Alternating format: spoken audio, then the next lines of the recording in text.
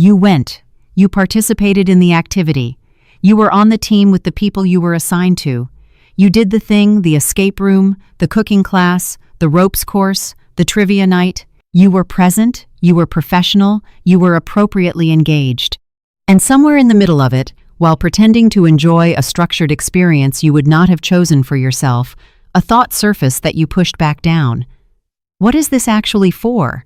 Not the official answer, the real one. Team building events are not designed to build teams. They are designed to serve the organization that funds them, and the two objectives are not the same.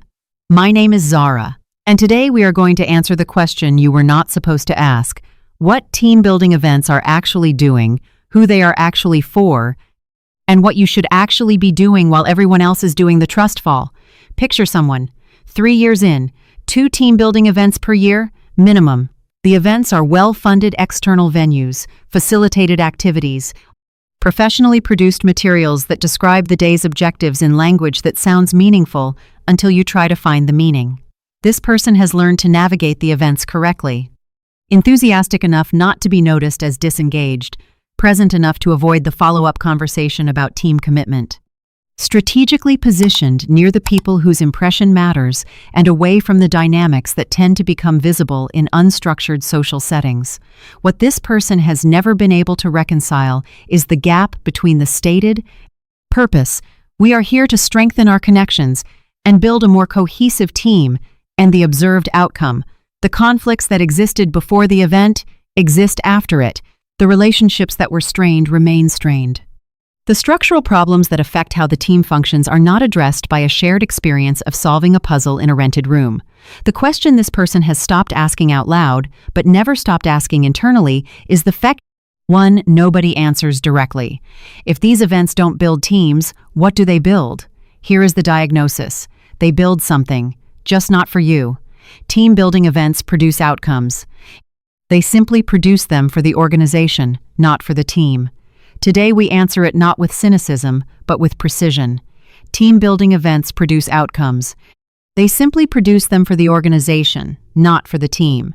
And once you understand the 4 functions they actually serve, you will never attend one the same way again. All of them explain why the events continue regardless of whether they produce the outcomes they describe. Mechanism 1. The culture performance organizations that invest in team-building events are organizations that can claim, with documented evidence, to invest in their people. The event creates a record. It appears in employer brand materials, in engagement survey responses that ask whether the organization supports team cohesion, in leadership conversations about culture investment. The mechanism is expenditure as evidence. A team-building event costs money, and spending money on people signals that people are valued. The signal is addressed to prospective employees, to current employees who are evaluating whether to stay, and to the organizational narrative that leadership uses internally to describe the culture they are building. Whether the event produces genuine cohesion is largely irrelevant to whether it produces the signal. The signal is generated by the spending, not by the outcome. The team-building event is evidence of investment in culture. It is not the investment itself. Mechanism 2. The compliance normalization. Attending a team-building event requires something that has no formal name but has significant professional consequences: the willingness to participate in structured activities chosen by the organization, on the organization's timeline, in the organization's preferred social register, whether or not any of those conditions align with the individual's preferences. The mechanism is voluntary compliance practice. Every team-building event is a low-stakes exercise in organizational compliance, a rehearsal of the more significant compliance that the employment relationship requires on a daily basis. The person who participates fully, who engages with the assigned activity, who performs belonging on the organization's terms they are demonstrating, in a visible and socially observed context, that they can be relied upon to comply. The person who visibly does not engage, who maintains professional distance, who fails to perform the expected level of enthusiasm, they are demonstrating something else. And that observation enters the organizational memory. Team-building events are compliance audits disguised as social occasions. Participation is noted. Non-participation is also noted. Mechanism 3. The informal hierarchy reveal unstructured social time produces information that structured work environments conceal.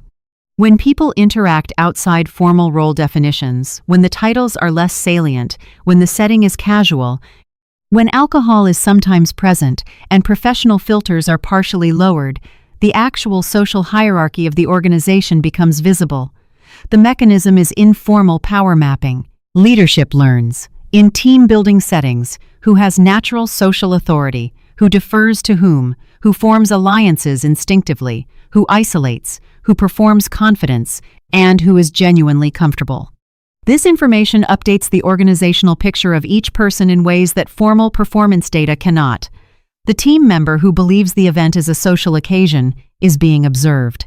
The leadership attending the same event is conducting an unannounced assessment. A team-building event is the only workplace assessment with no stated criteria, no formal record, and no appeals process. Mechanism 4. The grievance displacement. Structural workplace problems, poor management, inadequate compensation, dysfunctional processes. Unresolved conflicts generate employee dissatisfaction that, if left unaddressed, accumulates into attrition, disengagement, and organized resistance.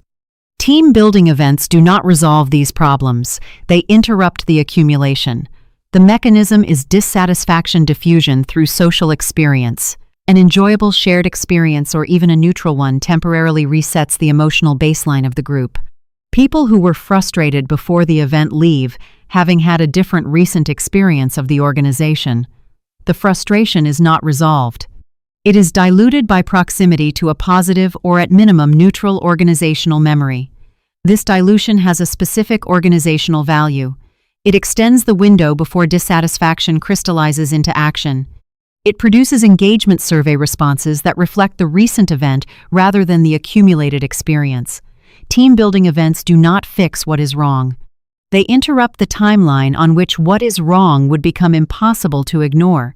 Here is what the pattern produces across years of attendance. You have participated. You have complied. You have performed belonging in the social register the organization preferred, at the frequency the organization scheduled, on days that were taken from your personal time, or from time that could have been used for work with measurable outcomes. You have been assessed in settings where no assessment was announced. You have had your informal social position mapped and updated in the organizational memory without being told the mapping was happening. The structural problems that existed before each event continued to exist after it. The relationships that required genuine organizational intervention were instead managed with an afternoon of organized fun. The dissatisfaction that should have produced change was diluted just enough to postpone it. And the organization, having spent a budget on the event, pointed to the spending as evidence that the investment in people is real. Every team-building event you attended gave the organization something. The question is what it gave you in return. Here is the lens that changes how you move through every team-building event from this point forward.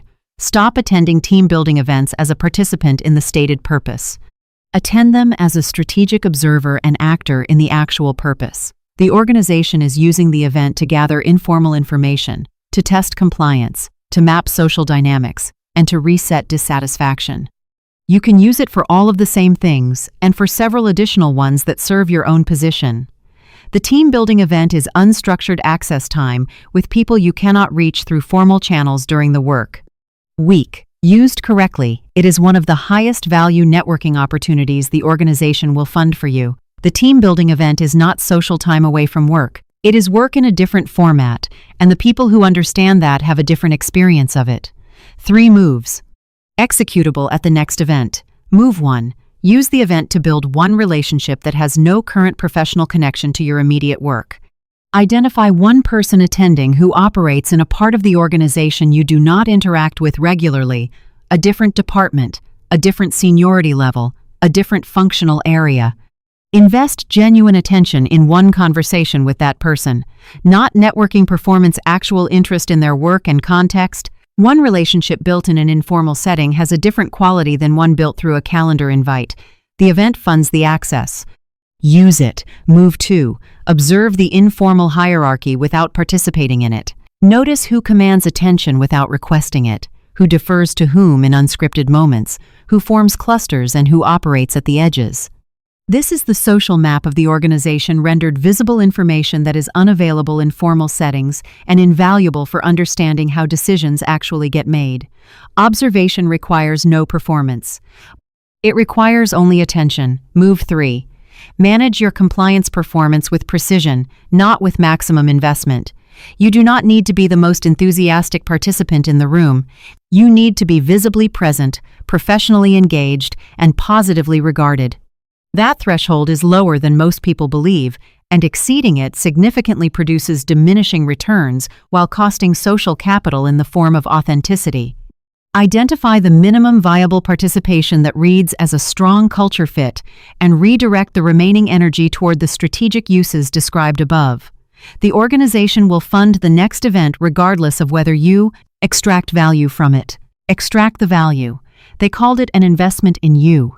It was an investment in the organization's narrative about itself, in the story it needed to be able to tell about how it treats its people. You were the evidence that story required.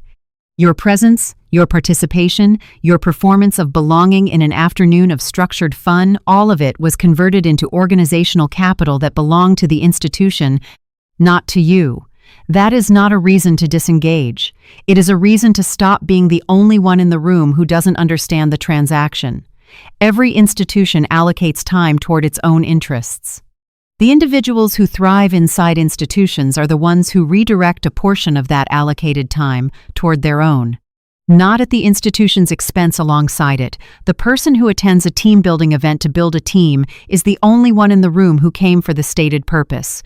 If this video reframed something you have sat through more times than you can count, drop the word event in the comments. Just that word. I want to know how many people watching this channel have been in the room and wondered, at some point in the afternoon, what they were actually there for. Subscribe if you want to keep seeing the things most workplaces will never tell you. I'm Zara. I'll see you in the next video.